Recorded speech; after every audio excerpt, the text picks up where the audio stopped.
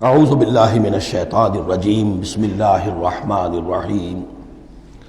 اب یہ جو تیسرا حصہ نصف اول کا آ رہا ہے یہ پھر انہی 4 رکوعوں کے بہت مشابہ ہے کہ جو سورہ بقرہ میں آئے تھے 15ویں سے لے کر 18ویں رکوع تک، جس میں تحویل قبلہ، حضرت ابراہیم کا ذکر، کعبے کا ذکر، پھر اہل کتاب کو دعوت، وہ کیفیت آپ کو یہاں ملے گی۔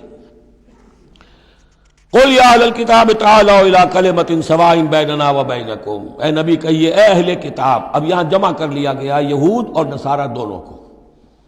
وہاں گفتگو زیادہ تر یا بنی اسرائیل تھی، ابھی تک حضرت عیسیٰ کا معاملہ تھا، وہ گویا کہ نصرانیوں سے بات تھی، اب ہے اہل کتاب، دونوں کے دونوں۔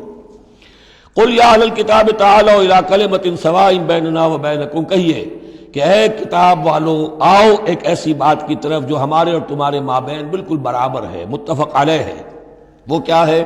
اللہ نعبد الا اللہ، اللہ کے سوا کسی کی بندگی نہ کرے، ولا نشرک بہ شیئا، اس کے ساتھ کسی چیز کو شریک نہ ٹھہرائیں، ولا یتخذ بعضنا بعضا اربابا من دون اللہ، اور ہم میں سے کوئی ایک دوسرے کو اللہ کے ساتھ رب نہ بنا لے۔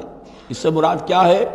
جیسے کہ پوپ کو انہوں نے رب بنا لیا کہ پوپ کو اختیار ہے جس چیز کو چاہے حلال قرار دے دے، جس چیز کو چاہے حرام قرار دیتے، یہ گویا کہ ان کو اس کو پوپ کو بھی رب مان لینا ہے۔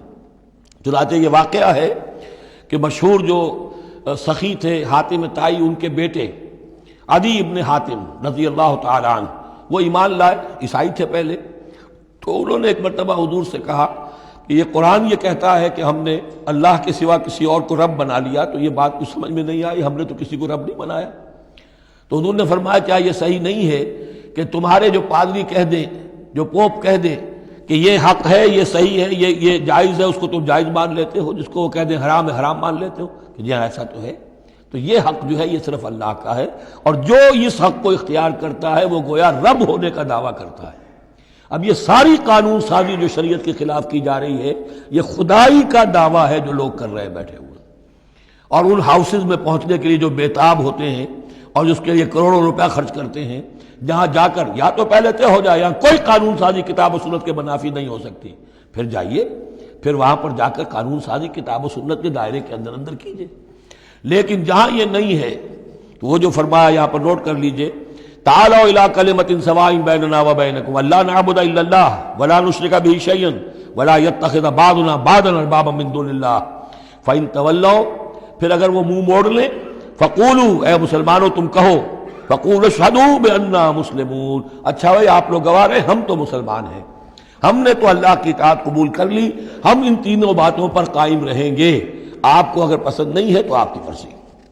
یا اہل الکتاب، اے کتاب والو، لم تحاجون فی ابراہیم، تم ابراہیم کے بارے میں کیوں جھگڑتے ہو؟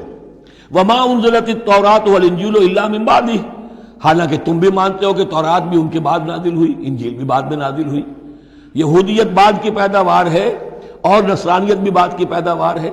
تو ما کان ابراہیم یہودیا ولا نصرانیا ولکن کان حنیفا مسلما، وہ تو مسلمان تھے، وہ تو اللہ کے فرما بردار تھے، یہودی یا نصرانی تو نہیں تھے۔ افلا تعقلون، تو کیا تم عقل سے کام نہیں لیتے؟ ہاں انتم ہؤلاء حاججتم فیما لکم بہ علم، دیکھو یہ تم لوگ اب تک جو بھی باتیں کرتے رہے ہو، تم نے مباحثہ کیا ہے، وہ ان چیزوں کے بارے میں بھی ہے جس کا تمہیں کچھ علم ہے۔ فلم تحاجون فیما لیس لکم بہ علم، ایسی چیزوں کے بارے میں حجت بازی کیوں کرتے ہو جن کے لیے تمہارے پاس کوئی دلیل ہی نہیں، کوئی بنیاد نہیں، کوئی علم نہیں۔ ابراہیم کو کیا قرار دو گے، نصرانی یا یہودی؟ واللہ یعلم وانتم لا تعلمون، اللہ جانتا ہے اور تم نہیں جانتے۔ ما کان ابراہیم یہودیا ولا نصرانیا، اچھی طرح تمہیں بھی معلوم ہے ابراہیم نہ یہودی تھے نہ نصرانی تھے، ولیکن کان حنیفا مسلما، وہ تو اللہ کے فرما بردار تھے بالکل یکسو ہو کر۔ وما کان من المشرکین، اور نہ ہی وہ مشرکوں میں سے تھے۔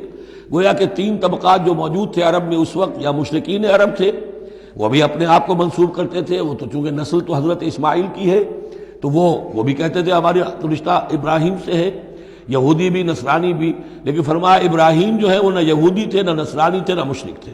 ان اولی الناس بابراہیم الذین اتبعوہ، یقیناً ابراہیم سے سب سے زیادہ قربت رکھنے والے لوگ تو وہ ہیں جو ان کی پیروی کرتے ہیں، اور وہ کون ہے؟ وہذا النبی، یہ نبی محمد صلی اللہ علیہ وسلم، والذین آمنوا، اور وہ کہ جو ان پر ایمان لائے، واللہ ولی المومنین، اور اللہ ان مومنوں کا ساتھی ہے، مددگار ہے، پشت پناہ ہے، حمایتی ہے۔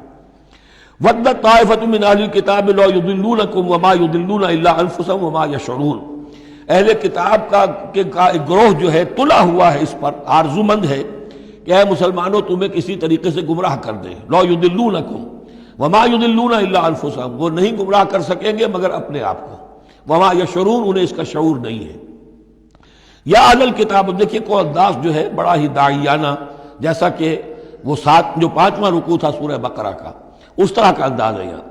یا اہل الکتاب لما تکفرون بآیات اللہ وانتم تشہدون، اے کتاب والو، اے اہل کتاب، کیوں تم اللہ تعالیٰ کی آیات کا انکار کرتے ہو جبکہ تم اس کے قائل ہو، پہچان چکے ہو، دل میں جان چکے ہو۔ یا اہل الکتاب لما تلبسون الحق بالباطل وتکتمون الحق وانتم تعلمون، اے اہل کتاب کیوں تم حق کے اوپر باطل کا ملمہ چڑھاتے ہو، کیوں حق کو چھپاتے ہو جانتے بوجھتے۔ یہ بھی اس 5ویں رکوع میں آیت موجود تھی، ولا تلبسوا الحق بالباطل وتکتموا الحق وانتم تعلمون۔ صدق اللہ العظیم۔